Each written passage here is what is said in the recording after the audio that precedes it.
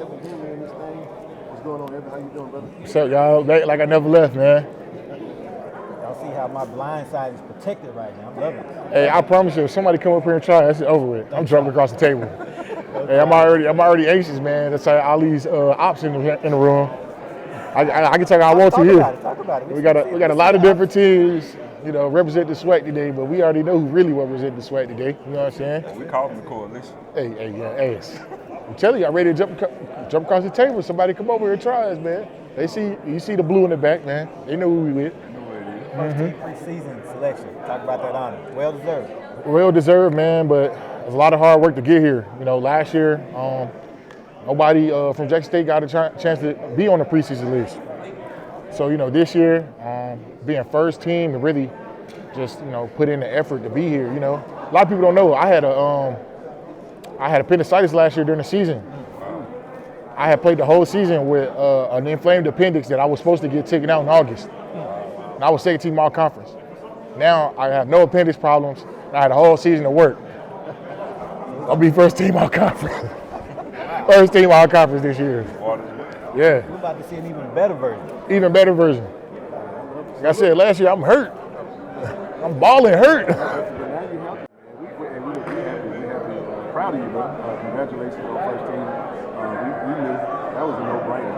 But let me get your thoughts on just the overall list. 4 of your other teammates joined you on the list. Of course, you and Fabo. Shout out Fabo. Shout out Fabo. Shout out Matt Law.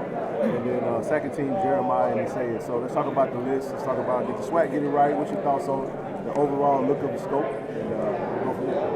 I definitely think they got some stuff right. My boy Matt, crazy last year. Crazy work last year. And Fabo, man, he turned it on. He did. He turned it on. People don't understand the work that he put in to be where he is. Started out the season not being the number 1 receiver target at Jackson State. Ended off the season being the number 1 receiving target at Jackson State. But I also think they need to fix some things. As you can see, we had the best DB room in the SWAC last year. FCS. That is true. FCS. Really, let's really talk about it. Top 5 in FBS. Top 5 in FBS. We ain't talking just FCS. We talking about the whole country. Led the whole country in interceptions in 11 games. But we ain't gonna talk about it. We're gonna talk about what they need to fix. We need more people in our DB room representing our conference list. We need more people in our D-line room representing our conference list. We probably got one of the most dominant D-line rooms in the country. And he made it even, Coach TC stacked more pieces in that room. So we gonna see at the end of the year. I mean, this list matters, of course, but the last list at the end of the year is the most important list. Preseason is fun, but I want to make sure at the end of the year, I'm first team all conference after we done playing. Let me jump in.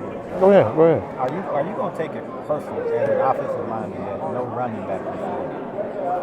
Oh, it's been personal. There's one in particular. We got a bunch of My boy Herb Mulligan, man. He led the league last year. 3 weeks after he got hurt, he was literally still the number 1 rusher in the SWAC 3 weeks after he got hurt. Who you know that do that? Herb Mulligan. Who you know that got represented at Jackson State running back room this year that led the league last year 3 weeks after he got hurt and then still ain't represented? We got a quarterback. I ain't gonna even talk about that. Well, we all know, man, we need, at the end of the year, we're gonna have a lot more guys represented in the SWAC and on our team. And it's just the work that we got to put in during the year to make sure that happens, right now it's fun to talk football when the pad's not on. But it's even better at the end of the year to talk your mess when you played all of the games and you played against the people that said that they think they first team all conference material. Okay, let's see if you really all conference first team material, Let's see if you really second team all conference material. And I ain't even trying to be first team. I'm trying to be All-American. That's just me, So this year we're gonna really show up and show out, put on for the SWAC, put on for Jackson State, DI Love. We got a lot of fans that, last year was our first year coming together as a team, under Coach TC's leadership. And look what we did. 74 might not be what we wanted, but for our first year, 74 was a pretty good season. And we got a lot of returning starters. A lot of guys that's hungry that want it. I think 74 ain't gonna be what it was last year. I think we looking at least 9, 10, 11 games, win 12, 13. Hey. Especially 13 games played. We gonna play 13. We gonna play 13, y'all. You play 13, you're gonna play 14. Come on now. Sound good when you say it. Come on now. So I actually want to touch into something, man. You know, when you mentioned earlier, like for example, like last year you played with appendicitis. Man, your story in and of itself is a very unique one. When you talk about the way coming into your senior year, how it's happened. Being that you transferred into Jackson State from ULM, knowing that your first game of your senior season and you're healthy is going to be against your former school, knowing the goals that we have, because you know, even you just then spoke to the way we finished last season. We've been talking all morning about continuity going to this next season, knowing what pick third, knowing what the goals are, and they're attainable for us. And just speak to, you know, your story, like from where you been getting to Jackson State, knowing that you get to ride off in the sunset, your first game against your former school, and the goals that we're trying to get to, like we just spoke to, getting 14 games, and we're gonna play 14 games. Yeah, we're gonna play that. You know what I'm saying? So just speak to that. Man, one of the main reasons why I'm here this day is because of that ULM Jackson State game 3 years ago. I was on the other side. People don't know that I was on the other side playing this game. I was playing against Jackson State 2 or 3 years ago. Having that opportunity to come back and play against the team that gave me my first opportunity, with the team that gave me my second opportunity, to make me the person I am today, all conference, you know, champion at Jackson State, getting the opportunity to play on a winning culture, play a winning brand of football. Just great, man. I'm excited to go play them. Excited to go show them what I've learned since I've left them. Show them, come back, you know, kick the door in. Who don't know? I'm trying to kick the door in. I know where everything at. Hey, let me ask you this. So your third year at Jackson State, right? Third O-line coach in your team. Marcus prior to leaving, and Coach J.O. comes in, does a pretty good job, heads over to South Alabama. Now we get Coach Manny Ramirez. I want to get your thoughts on Coach Manny, kind of his style, and how has it been? We've had a chance to see you guys kind of work out a little bit, but I want to get your thoughts on your team captain. You lead that room, and he leans on you a lot. I want to get your thoughts on Coach Manny thus far. He's a great O-line coach. When I first jumped in the portal, when I left ULM, I got to visit Texas Southern and while he was there.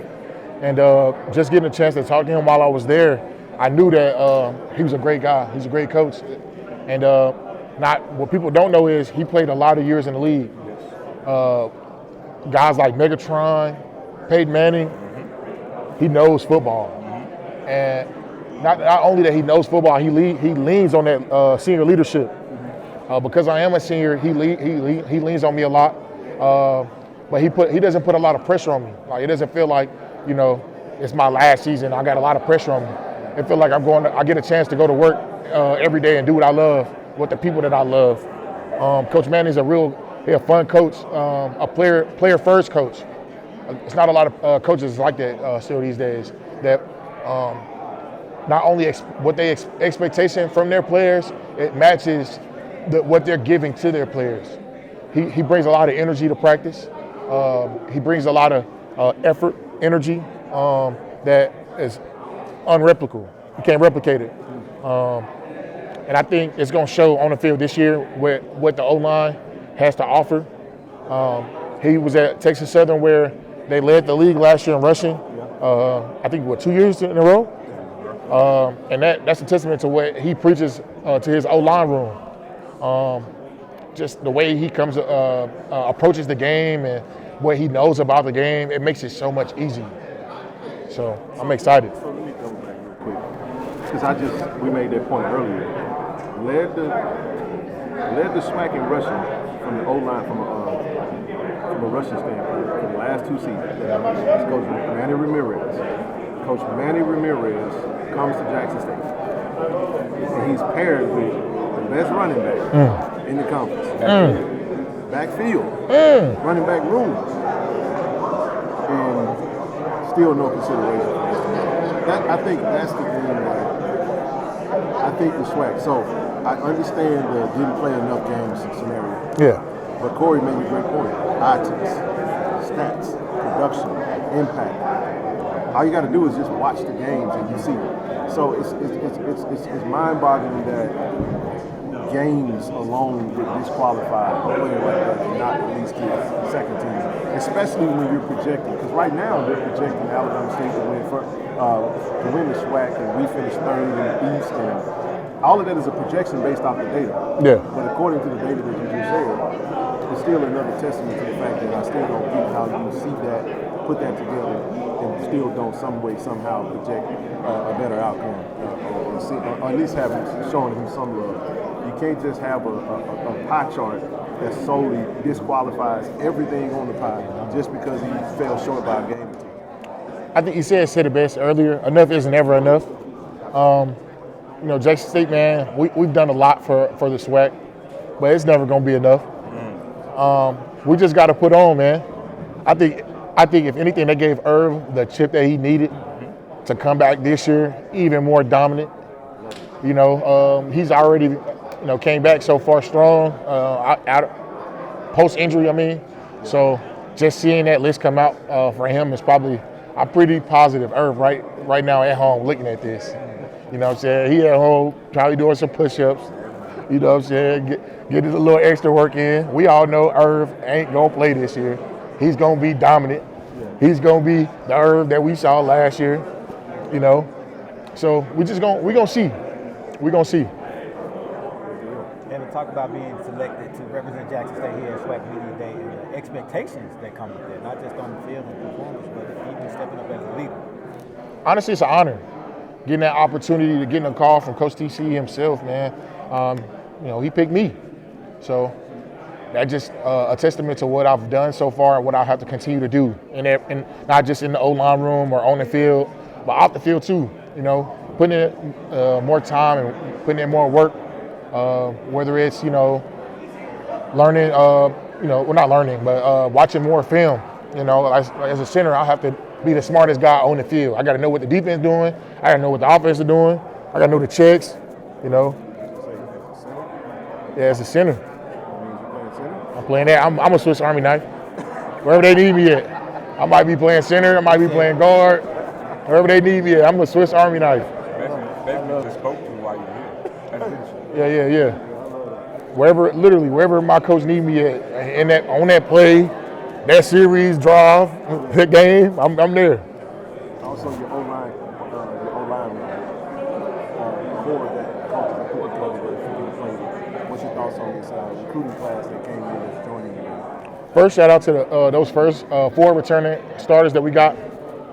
But we got a lot of guys that's coming in that's hungry. I think Coach TC brought in with like 8 to 10 new offensive linemen. And that's a testament to what we've already put together in that room.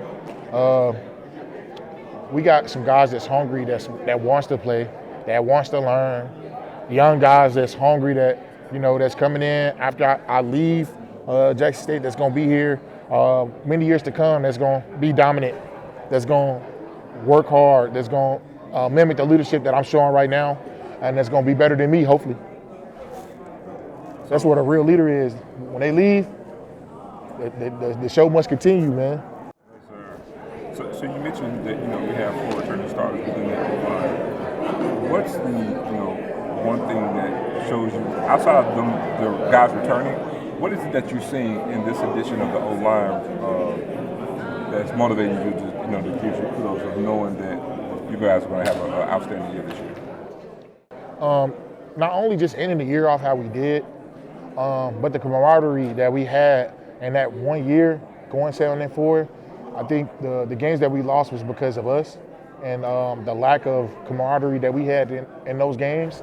But having an off season to prepare, spring to play with each other, and in a fall camp that's coming up, we'll have another opportunity to put the pads on once again and playing with the guys next to you and playing for those guys next to you.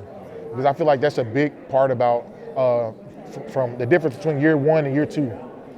Having another offseason under our belts belts with our head coach, with our position coach, and with those guys that ultimately that we're going to go to war with every week in and week out. I feel like that's usually the difference, man, between teams that's good and teams that's great. How many years that you had to play with the guys next to you? How many people how many people that's returning, but how many people that you're bringing in that's going to contribute to the game? Last thing before we let you get out of here, man. Message for the fans. What do you want to say to them? Man, thank y'all for having me, for real. Thank y'all, Jackson State. Thank y'all, D.I. Love. I'm just grateful to be here and end my last year off right. Y'all gonna see it. This gonna be the figure I'm putting on. Y'all see it right now? This the figure right here. Either this one, and then the other one gonna be this one, because I already put my first ring right here. My first ring when we won was on. It's the pinky ring, so I gotta add to it. You know, I gotta add to it, left or right. Well, look, I want to let everybody know, man. The vet, your senior season, we call log cabin estates. Oh. Hey, y'all know, man. You know what log cabin go on, right? What they go on? Pancake. Oh yeah. And I'm bringing the syrup. I'm bringing the syrup with the whipped cream. And we gonna make sure at the end of the day, it's gonna be pancake central. Ain't nobody touching my quarterback, man. The vet will forever known as IHOP. IHOP, literally. Hey, IHOP, Denny's, any place that serve pancakes, I'm serving it up at the vet. What is it? What is our first game at the vet? Lane College. Hey, the second, I'm serving up free pancakes. Y'all come out, bring your syrup, bring your bacon. I'm serving the pancakes. They said the fair come early. Oh, that's what? Free. Y'all see it. So is it. Hey, y'all, man. Evan Henry, we appreciate you, brother. Thank y'all for having me, man.